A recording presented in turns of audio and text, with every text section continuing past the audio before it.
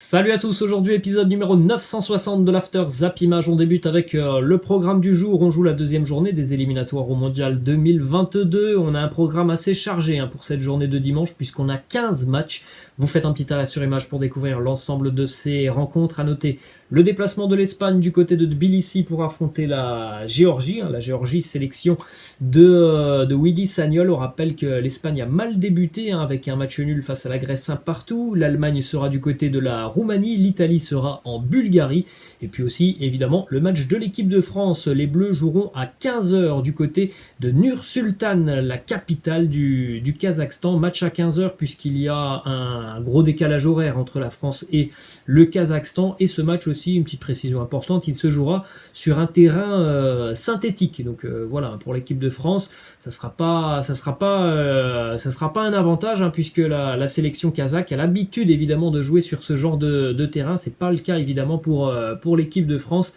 Hormis ça, hormis donc le fait de jouer sur un synthétique et ce décalage horaire, voilà, il y a quand même normalement sur le papier et sur le terrain une différence qui devrait être assez importante entre évidemment une équipe qui est championne du monde et une autre équipe qui fait quand même partie des nations les plus faibles du continent européen. On enchaîne avec une info qui nous vient du quotidien L'équipe. On pourrait retrouver Anthony Martial mais aussi Ousmane Dembélé en tant que titulaire cet après-midi. Donc on suivra attentivement la composition d'équipe de l'équipe de France. En tout cas vendredi, Didier Deschamps lors de la conférence de presse avait annoncé qu'il y allait avoir un certain turnover au sein du 11 de l'équipe de France. On rappelle que les Bleus rejoueront dans 3 jours et qu'en l'espace d'une semaine ils auront joué donc 3 matchs en 7 jours. Donc évidemment il faut aussi pouvoir compter sur tout le monde et ne pas cramer les joueurs. Donc c'est important d'avoir un turnover. Il y a aussi des joueurs qui vont pouvoir prendre du temps de jeu cet après-midi et se montrer aux yeux de Didier Deschamps. On enchaîne avec une déclaration du capitaine Hugo Lloris qui nous dit: la qualification ne viendra pas toute seule. Ils ne nous donneront pas les 3 points. Ils vont s'accrocher comme toutes les autres équipes de ce groupe. Il ne faut pas s'attendre à un match facile. Il faudra entreprendre et prendre les choses en main. Il est vrai qu'on va certainement encore avoir un match où l'équipe de France va avoir beaucoup le ballon et en face d'elle une équipe kazakh qui va certainement beaucoup défendre et passer la grande majorité du match à défendre bien regroupé. Donc c'est pas forcément le type de match que l'équipe de France affectionne. Les Bleus, ils aiment plutôt avoir quand même des espaces. Ils aiment aussi pouvoir bénéficier de contre-attaques.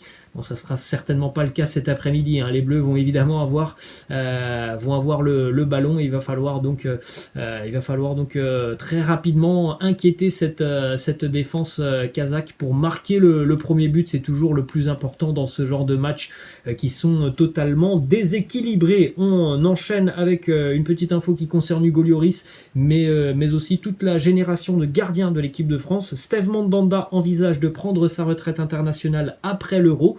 En ce qui concerne Hugo Lloris, on en avait parlé en milieu de semaine, Hugo Lloris devrait pousser jusqu'au Mondial 2022. Et puis donc après le Mondial 2022, on pourrait donc avoir l'émergence des futurs gardiens du côté de l'équipe de France, à savoir Mike Maignan et Alphonse Areola. On enchaîne avec une déclat de Kylian Mbappé qui se fixe un objectif. Il veut remporter une deuxième Coupe du Monde. Il nous dit: on veut tous en gagner une deuxième, la Coupe du Monde. C'est un aboutissement, c'est un objectif pour lequel on travaille longtemps. Il y aura d'autres épreuves et mon ambition, c'est d'en gagner une deuxième. C'est tout ce que l'on souhaite à Kylian Mbappé, c'est tout ce que l'on souhaite évidemment à l'équipe de France, d'aller nous chercher une 3e étoile, pourquoi pas en 2022. On enchaîne les amis avec les résultats de la veille. À noter la victoire de la Russie face à la Slovénie 2-1. Victoire pour les Pays-Bas 2-0 face à la Lettonie dans un match assez incroyable puisque les Pays-Bas ont tiré 37 fois au but hier pour seulement 2 buts. C'est assez fou, c'est quasiment un tir toutes les 2 minutes pour les Pays-Bas, mais très peu d'efficacité au final hier pour les attaquants néerlandais. Victoire pour la Turquie 3-0 face à la Norvège. Victoire pour la Croatie face à Chypre 1-0. La deuxième défaite déjà pour l'Irlande. Les Irlandais battus hier par le Luxembourg 1-0. Match nul entre la République tchèque et la Belgique 1-1. Les deux équipes sont pour le moment en tête dans leur groupe. Et match nul entre la Serbie et le Portugal de partout. On démarre avec ce résultat, celui de la Turquie qui fait forte impression. 2 journées, 2 victoires pour les Turcs. Victoire 3-0 hier face à la Norvège, 3 tirs cadrés, 3 buts hier pour la sélection turque, un doublé pour Ozan Tufan, un but aussi pour le défenseur de Leicester, Soyuncu. C'est la première fois dans l'histoire du football turc que la sélection remporte ses 2 premiers matchs lors des éliminatoires au mondial. Ça n'est jamais arrivé pour la sélection turque, donc c'est plutôt une très bonne nouvelle. En plus de ça, ils ont quand même battu de sérieux clients. Ils ont battu les Pays-Bas et la Norvège. Autant dire qu'ils ont battu leurs principaux concurrents. Donc des débuts rêvés pour la sélection de Şenol Güneş. On continue avec cette statistique qui concerne Erling Haaland. Très efficace avec le Borussia Dortmund, beaucoup moins efficace avec sa sélection. Contre la Turquie et Gibraltar il y a 3 jours, Erling Haaland a tiré au total 10 fois au but sans jamais réussir à trouver le chemin des filets. Voilà, il est évidemment moins efficace avec sa sélection qu'avec le Borussia Dortmund. Le résultat de la Croatie qui s'impose 1-0 hier face à Chypre grâce à un but de Mario Pasalic. La Croatie avait perdu lors de la première journée, donc il fallait s'imposer et les Croates l'ont fait. Toujours du côté de la Croatie, hier, Luka Modric a joué son 135e match avec la sélection au maillot à damier. Il est le joueur le plus capé de l'histoire du football croate. Bravo à Luka Modric. Ensuite, cette petite info qui concerne l'arbitre du match entre les Pays-Bas et la Lettonie hier, c'était Stéphanie Frappart, l'arbitre française, qui est devenue donc ce samedi la première femme à officier lors d'un match de qualification au mondial. Elle avait déjà eu aussi les honneurs d'être la première femme à officier lors d'un match de Ligue des Champions. C'était l'année dernière en 2020. Donc voilà, l'arbitre française Stéphanie Frappart qui est devenue la première femme à officier lors d'un match de qualification au mondial. Ensuite, hier, la Belgique a été tenue en échec du côté de la République tchèque. 1-1 entre les deux équipes. Un match très très serré. En général, la Belgique a souvent dominé ses adversaires depuis quelques années. Hier, ça n'a pas été le cas. Match nul, vraiment logique. Les Tchèques se sont montrés dangereux face à cette sélection belge. L'égalisation de l'inévitable Romelu Lukaku. Regardez ces statistiques impressionnantes pour Romelu Lukaku avec la sélection. C'est 59 buts en 91 matchs. Il est devenu le meilleur buteur de la sélection belge à l'âge de 24 ans. Il a atteint les 50 buts en sélection plus vite que Lionel Messi, Cristiano Ronaldo, Zlatan ou encore Robert Lewandowski.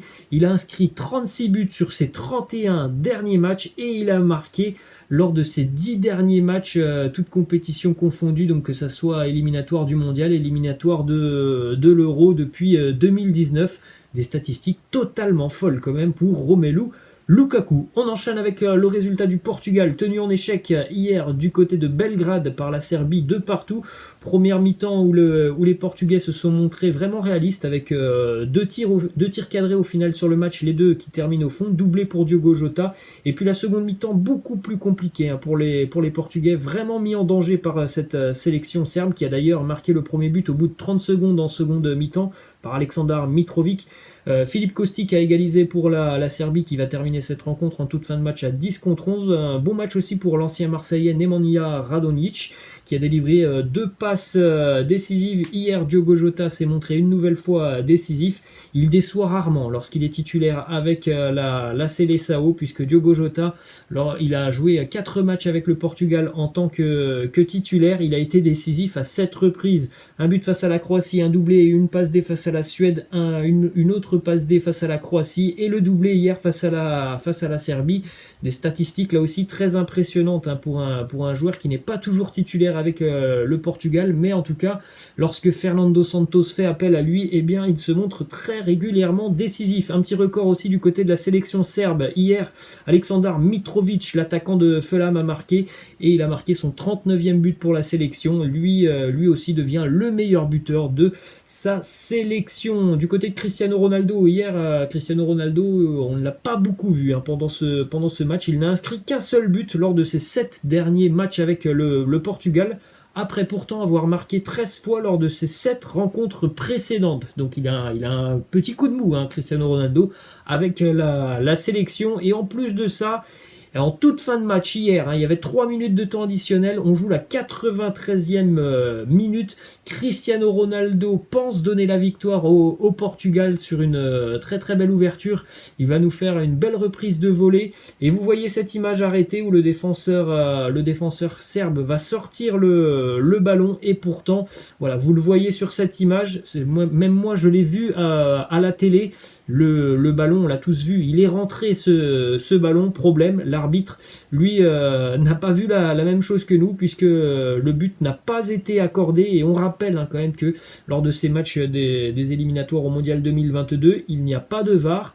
Le fait qu'il n'y a pas de VAR, à la rigueur, bon, ça ne me gêne pas forcément, mais il n'y a surtout pas de goal line technologie. Donc évidemment, ça a beaucoup fait parler, ce but refusé à Cristiano Ronaldo qui était vraiment très très énervé à la 93e minute. Il a reçu d'ailleurs un carton jaune.